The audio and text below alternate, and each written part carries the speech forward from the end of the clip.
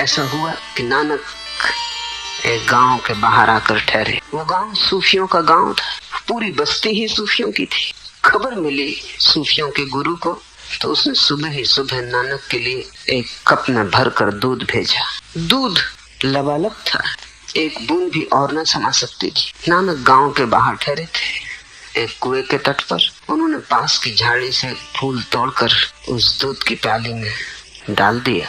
फूल तिर गया।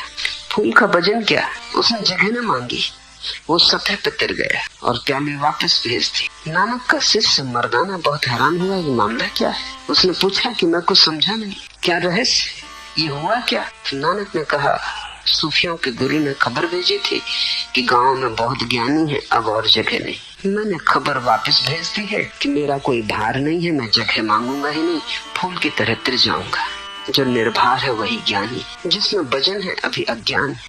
और जब तुम में वजन होता है तब तुमसे दूसरे को चोट पहुंचती। जब तुम निर्भर हो जाते हो तब तुम्हारे जीवन का ढंग ऐसा होता है कि उस ढंग से चोट पहुंचनी असंभव हो जाती।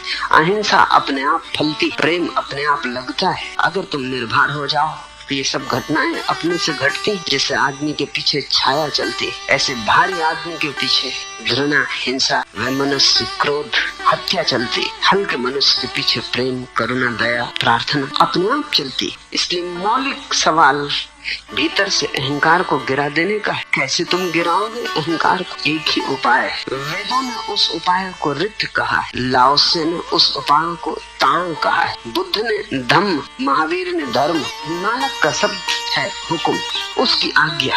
उसकी आज्ञा से जो चलने लगा, जो अपनी तरफ से हिलता डुलता भी नहीं, जिसका अपना कोई भाव नहीं, कोई चाह नहीं, जो अपने को आरोपित नहीं करना चाहता है, वो उसके हुक्म में आ गया।